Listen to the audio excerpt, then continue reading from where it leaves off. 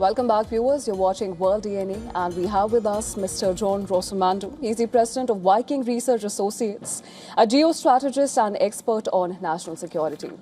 Now, of course, John, I want to understand that many analysts now believe that Iran is now in a far stronger position strategically than it was a month ago, especially with its de facto control over the Strait of Hormuz, and that has given Tehran significant leverage over the global energy market as well, and potentially narrows Washington's options at this moment. Do you see it that way?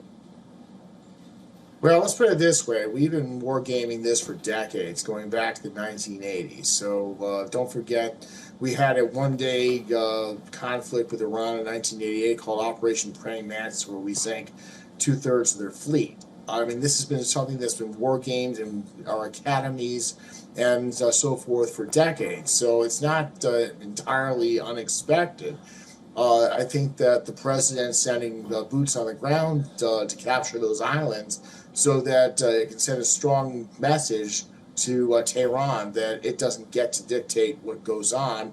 And I can imagine what the political ramifications will be when the United States captures those islands.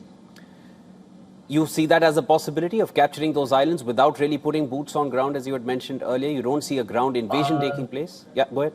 I mean a ground invasion of the mainland of Iran. We're dealing with something that's very narrow in scope, more akin to the first Gulf War, where our objective was to kick the Iraqis out of Kuwait. So this is not going to be an American occupation of the mainland of Iran. I think that the president wants to create enough, chaos or whatever in the mainland, in which he wants to see the people rise up and retake the country themselves. It's not going to be tomorrow. It's not going to be next week. It could be 6 months from now. But the president is aiming at very narrow objectives. This is not something that Donald Trump wants to do. He doesn't want to see us in another Vietnam or another, Afghanistan. Of course, John, but any ground operation also raises the prospect of casualties. We know that already nearly 300 American soldiers have been injured. But my question is, does Washington really have the appetite for a deeper involvement here?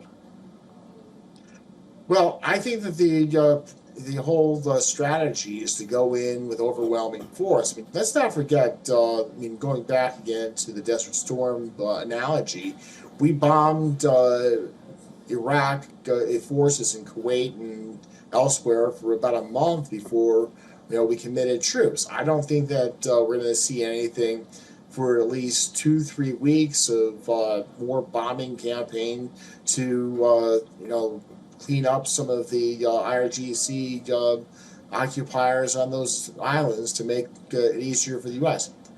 No war is clean, or no war is without casualties.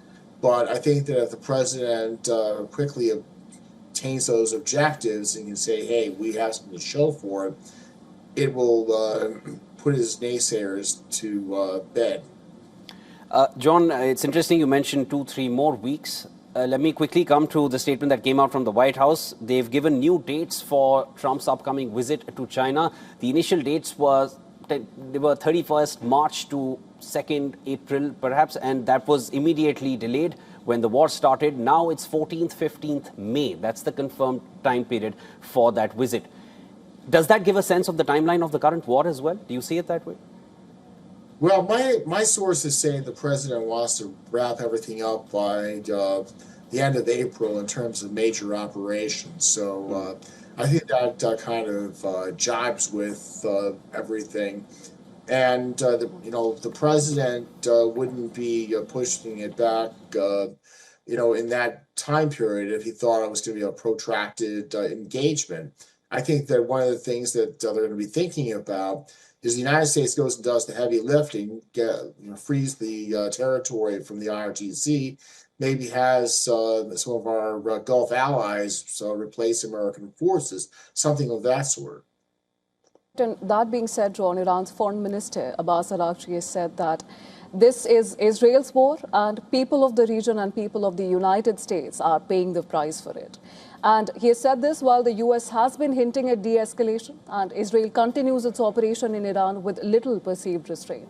How sustainable is this contradiction that we're seeing play out, according to you? Well, let's put it this way: there's no contradiction. I think that it's great propaganda for people who don't know anything. The Islamic Republic of Iran has been at war with the United States since it took our embassy in November 1979.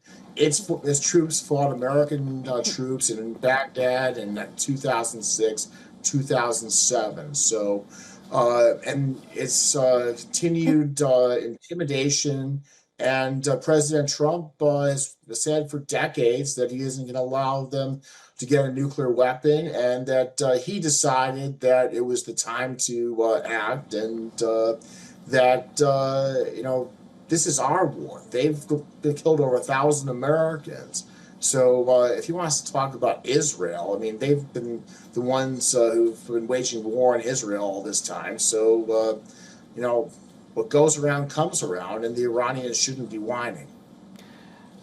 All right, John, I hear your point. As far as the attacks on Israel are concerned, every time they've had a confrontation with Iran, Israel was the one who attacked first. As far as the groups that have been backed by Iran, as that is believed, Iran has always denied having any involvement, whether it was Hamas or Hezbollah. So that's the diplomatic side of it. But as of now, perspectives are obviously going to be they are going to be completely polarized when it comes to two sides which are at war. That's an obvious statement today. So as of now, we leave it here. There will be more to discuss. That was John Rossomando joining us from Washington, D.C.